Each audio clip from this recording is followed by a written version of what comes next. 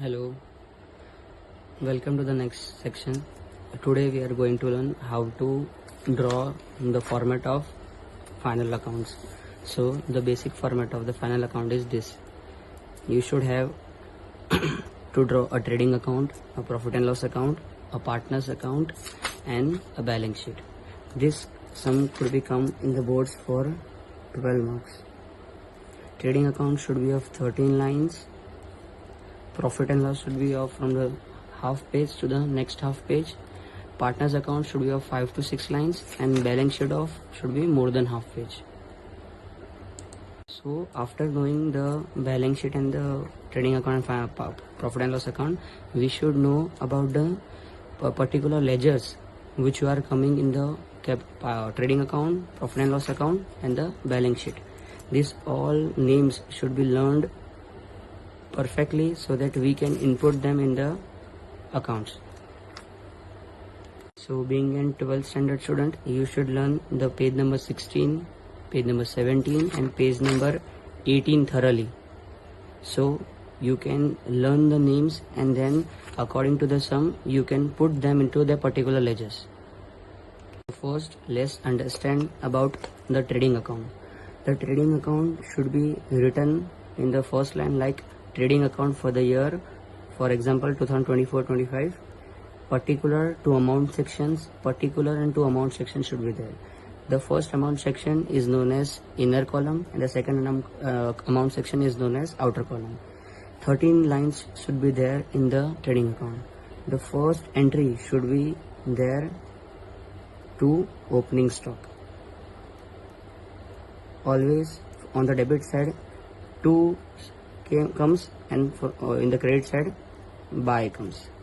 So every entry should be start with 2 from the debit side and from buy from the credit side. Next, after the opening shot, the compulsory should be purchases. Okay, and from in the credit side the compulsory should be sales. So this should be the starting in the trading account. In all the ledgers at the ending, here the 2 lines are to be drawn to get the total of the accounts. Year 2 in the trading account, year 2 in the profit and loss account and year in the partners account. In the partners account, instead of amounts, here the name of the partners are written. For example, Raju and Sham. So in the first column Raju is written and in the second column Sham is written. The next is balance sheet. In the balance sheet, the debit side means the left hand side should be liabilities, 2 amount columns and then assets and 2 amount columns.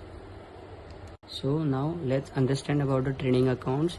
What names comes under the trading account. So let's start.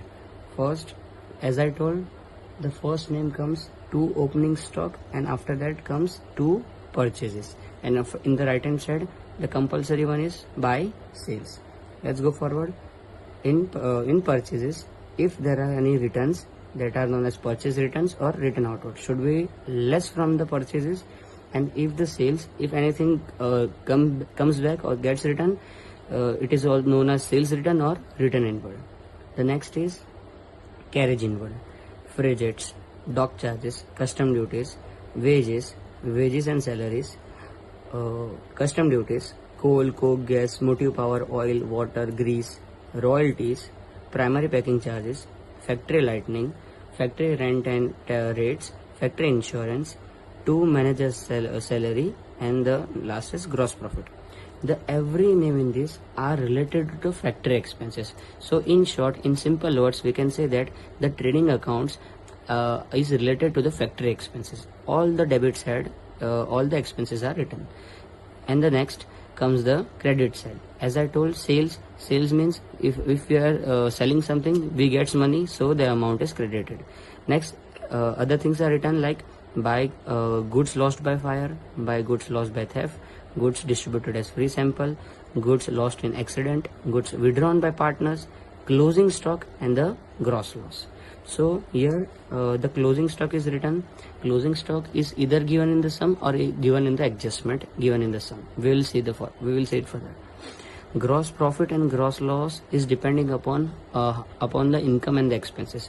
If we get income side greater than the expenses, we get gross profit, and if there are more expenses and less income, then we get gross loss. So now we have to going to understand the profit and loss account. As seen before the trading account, we saw the gross profit and gross loss. So we have to carry forward these amounts in the trading account, in the profit and loss account. We can say in simple words like profit and loss account is also known to as office expenses. So the gross profit from the debit side is credited in the credit side in the profit and loss account, and if the gross loss is given, then the gross loss from the credit side is carried forward on the debit side. So let us see the names which are written in the profit and loss account. First, the debit side, all these are expenses in the offices which are written here, and these are all the incomes. Okay, first the salary and wages, rent and rates, insurance, electricity, lighting, telephone postage, printing and stationery, traveling expenses, depreciation, loading charges, audit fees, entertainment expenses, repair, renewal, maintenance, to interest on loans, sundry miscellaneous expenses, conveyance, loss by fire, loss by theft, loss by accident, goods distributed as free sample, commission allowed or given, discount allowed, allowances, advertisement, carriage outward, sales charges, bad debts, export duty, taxes, general expenses, trade expenses, legal charges, professional charges, bank charges, solitary rate fees, secondary packing charges, loss on fixed assets, and then the net profit. Here comes the credit side. The second is by commission received, discount received, interest received, dividend received, rent received, miscellaneous expenses and receipts, and by profit, sales on assets, and then it is given net loss.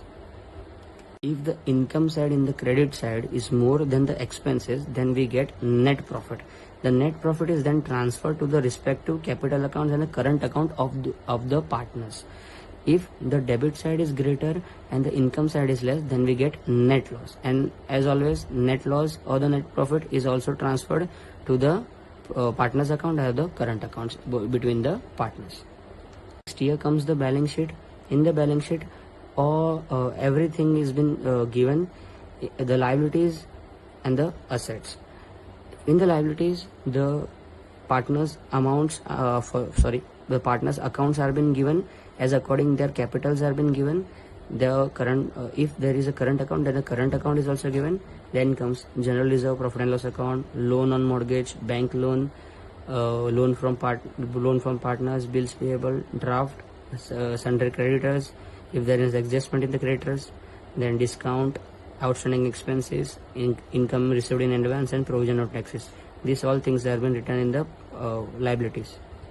In assets, goodwill, land and building, plant and machinery, furniture, equipments, delivery motor van, leasehold property, premises, patents, loose tools, investments. These are all the assets.